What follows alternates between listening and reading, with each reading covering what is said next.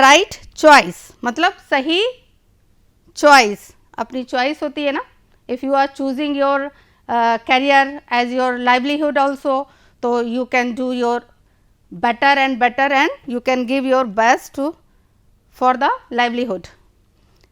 Here I am going to read the paragraph. Try to repeat after me. Rakesh was very excited. It was his last day of examination. His vacation was about to begin. He walked back home cheerfully. As soon as he reached home, he put his bag in a corner and ran towards his brother's room. Children, you can see Rakesh was very excited. Excited means उत्साहित. Rakesh was था क्या? Very बहुत excited. Rakesh बहुत excited था. It was क्या था उस दिन? Last day of his examination. जैसे आप लोगों का जब एग्जामिनेशन का लास्ट डे होता है तो उस दिन आप बहुत चीयरफुल होते हैं, हैप्पी होते हैं. क्यों? अरे अब तो पेपर ख़त्म, we can do anything with what we like. तो इसी तरह Rakesh wanted to live happily and his spent his time very happily. After that, it was his last day of examination. His vacation, उसके जो vacation थे was about to begin. उसकी छुट्टियाँ शुरू होने वाली थी. जब आपकी छुट्टियाँ शुरू होती हैं तब पहले से प्लानिंग होती है ना. I will go there, I will go to the house of my Nani, I will go to visit the Taj Mahal and many more monuments of the India. And so is the case with Rakesh. Rakesh के मन में बहुत खुशी थी क्योंकि उसकी vacation शुरू होने वाले थे. He walked back, वो है walked मतलब चलकर आया, back कहाँ? होम, घर पे चलकर आया. cheerfully बहुत खुशी के साथ, बहुत खुश होते हुए, प्रसन्नता के साथ वो अपने घर वापस आया. कहाँ से? विद्यालय से. Very good. as soon as जैसे ही वह पहुंचा. कहाँ पहुंचा बच्चों? ही रीच्ड घर पहुंचा. Home. As soon as he reached home जैसे ही वह घर पहुंचा. ही पुट हिज बैग उसने अपना बैग कहाँ रखा? इन ए कॉर्नर एक कोने में रख दिया. And ran towards his brothers room और दौड़कर कहाँ किसकी तरफ गया? अपने भाई के रूम की तरफ. यहाँ लिखा है ब्रदर. ब्रदर मीन्स भाई. ये एपोस्ट्रोफी का चिन्ह है बच्चों और उसके बाद एस लगा हुआ है. जहाँ भी आपको इंग्लिश के सेंटेंसेस में इस तरह का एपोस्ट्रोफी एस लिखा हुआ दिखाई देता है तो इसका मीनिंग होता है पोजीशन. मतलब ये तेरा है, ये मेरा है, जिस तरह से हम बोलते हैं ना, तो उसी तरह ब्रदर का यहाँ इसका मीनिंग होगा भाई का क्या चीज़? रूम. तो राकेश दौड़ कर गया अपने भाई के रूम में. Next line is Rakesh don't disturb your brother. His exams are not yet over. His mother said. Rakesh return to his room. Sadly, his brother Mukesh was preparing for the board exams. His parents did not want Mukesh to be disturbed. Here the line is Rakesh. Rakesh को क्या बोला जा रहा है? यहाँ पर comma. Comma जब कहीं लगाते हैं सेंटेंस में तो हम वहाँ पॉज देते हैं, रुकने के लिए हम कॉमा का प्रयोग करते हैं. Rakesh don't disturb your brother. अपने भाई को डिस्टर्ब नहीं करो. डिस्टर्ब मीन्स क्या करना? परेशान करना. लेकिन उसकी मम्मी कह रही है ये बात कि Rakesh don't disturb your brother. अब यहाँ बच्चों देख सकते हैं आप डोंट लिखा हुआ है. ये डोंट का क्या मीनिंग है? ये कॉन्ट्रैक्शन है एक्चुअली. व्हेन वी यूज बहुत जल्दी बोलना शुरू करते हैं, किसी चीज़ को बहुत जल्दी से बोलने की कोशिश करते हैं इंग्लिश में, तब दो वर्ड को मिला करके एक नया वर्ड बन जाता है जो बहुत आसानी से जल्दी से बोला जा सकता है। जैसे डू नॉट को मिला करके यहाँ बना डोंट। तो ये कॉन्ट्रैक्शन है, इसका मीनिंग इसको हम प्रोनाउंस कर सकते हैं डोंट बी और do not be.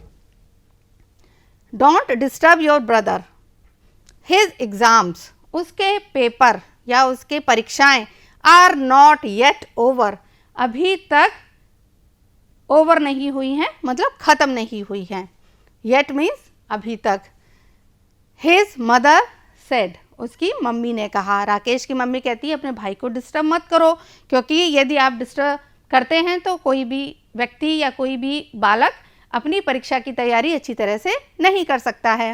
Rakesh return to his room sadly, अब वो बहुत दुखी मन से वापस आ गया। कहाँ? अपने रूम में। क्यों भाई दुखी हो गया? उसके तो पेपर ख़त्म हो गए थे, वो तो अपने रूम से भाई के रूम में जा रहा था कि भाई के साथ खेलेंगे, लेकिन हुआ क्या? मम्मी ने डांट दिया। मम्मी ने जब डांटा तो कहाँ आ गया वो? वापस आया, return to his room sadly, और परेशान होता हुआ, दुखी होता हुआ अपने रूम में वापस आ गया। His brother Mukesh was preparing for the board examination, उसका भाई जो था उसका नाम था मुकेश। राकेश और मुकेश ये दो भाई यहाँ पर हैं, और तो मुकेश क्या कर रहा था? बड़ा भाई चूँकि था तो बोर्ड एग्जामिनेशन की तैयारी कर रहा था। His parents did not want, उनके पेरेंट्स ये नहीं चाहते थे, मदर नहीं चाहती थी ना फादर चाहते थे, क्या?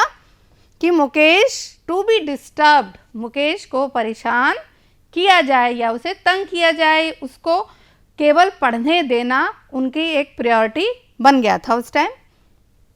और हर एक घर में यही होता है कि एक टेबल दे दी जाती है, टेबल लैंप दे दिया जाता है, बच्चा रात को काफ़ी लेट नाइट तक पढ़ता है और आराम से उसको कोई डिस्टर्ब नहीं करता, अपनी पढ़ाई कर सके, इस तरह का उसको एटमॉस्फेयर प्रोवाइड किया जाता है। ये हर एक घर में ऐसा ही लगभग होता है। A little later his mother called out Rakesh, his mother he answered and rushed to her room. What is it, mother? he asked curiously. The table lamp in Mukesh's room is not working.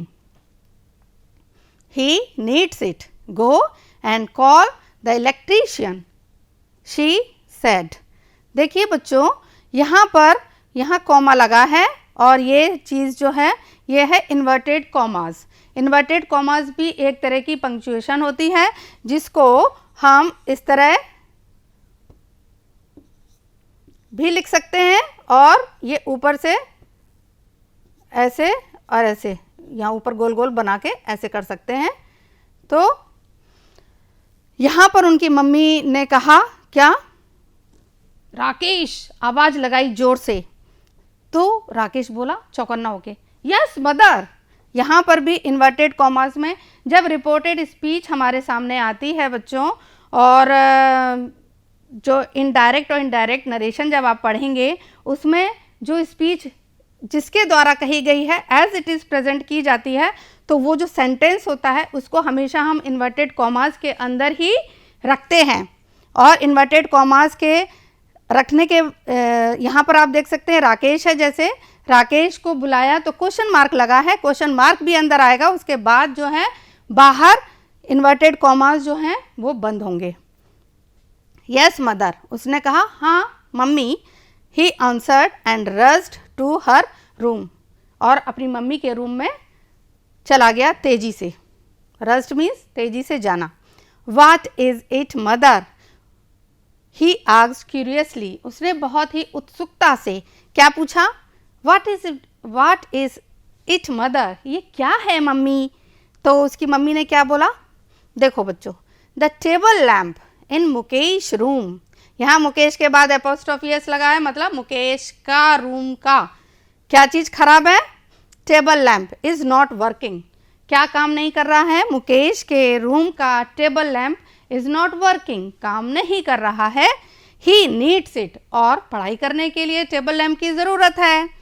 Go and call the electrician, electrician क्या काम करता है बच्चों? बिजली का कोई चीज़ ख़राब हो जाती है तो उसे जो रिपेयर करता है वो इलेक्ट्रीशियन कहलाता है। जिस तरह एक हम प्लम्बर को बुलाते हैं, नल यदि हमारा ख़राब हो जाए या पानी कहीं से टपक रहा हो तो ये कम्युनिटी हेल्पर ही होते हैं। तो इलेक्ट्रीशियन जो है उसको बुलाने के लिए मम्मी कहती है, she said, mother can't Mukesh fix it himself, he is so good at it. Rakesh said, Rakesh ने क्या कहा, मदर कांट मुकेश, मतलब ये भी कॉन्ट्रैक्शन है बच्चों। देखिए यहाँ पर भी कैन नॉट को जब जल्दी से बोलने की कोशिश की गई तो यहाँ कांट कर दिया गया। Mother can't Mukesh fix it himself, क्या मुकेश अपने आप इसे ठीक नहीं कर सकता है। ही इज़ सो गुड, वह कितना अच्छा है, कितना अच्छा है कि वो उस चीज़ को ठीक कर सकता है, इतना अच्छा है मीन्स। तो he is so good at it, मतलब वो बिजली का काम ठीक कर लेता है, राकेश ने कहा। अब मम्मी क्या कह रही है देखो बच्चों, don't argue Rakesh, do as you are told, she said sternly. Overhearing this conversation, Mukesh came out and said, "Oh, mother, please let me try. I will not take more than half an hour." Don't argue, Rakesh. Rakesh को mummy ने डांटा और कहा, काम वही करो जो मैंने तुमसे कहा है। Do as you are told, क्या करो जो मैंने कहा है। She said sternly, बहुत ही गंभीरता से और बहुत ही कठोरता से मम्मी ने राकेश को इस तरह से डांटा और कहा कि आर्ग्यू मत करो, बहस मत करो। ओवरहियरिंग दिस कॉन्वर्सेशन, ओवरहियरिंग, हियरिंग मतलब सुनना और ओवरहियरिंग सुने को अनसुना कर देना, इसका मीनिंग यहाँ पर ये है। दिस कॉन्वर्सेशन, कॉन्वर्सेशन मीन्स वार्तालाप या बातचीत, इस बातचीत को ओवरहियर करते हुए, अनसुना करते हुए मुकेश केम आउट, अपने रूम से केम आउट, बाहर आ गया और क्या कहता है बच्चों, और उसने कहा, oh mother please let me try. देखो बच्चों, ओह, यहाँ ओ का कोई मीनिंग नहीं है, लेकिन एपोस्ट्रोफी एस की जगह यहाँ पर क्या है ये बेटा, इस डंडे के नीचे जो बिंदु रखा गया है इसको हम इंग्लिश में बोलते हैं exclamation mark.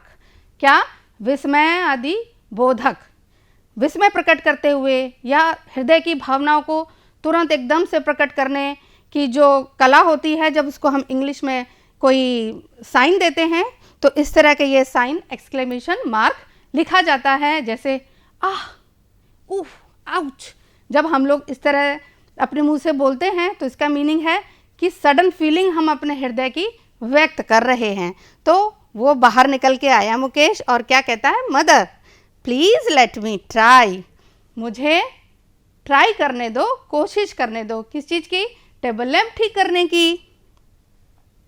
I will not take, मैं क्या नहीं लूँगा, more than half an hour, HOUR, R है बच्चों मतलब घंटा, आधे घंटे से ज़्यादा मैं समय नहीं लगाऊंगा, मैं इससे ज़्यादा समय ना लगाते हुए इसको उससे कम समय में ही ठीक कर दूंगा। Actually Mukesh was very expert in repairing the electricity related tools and electricity related gadgets actually.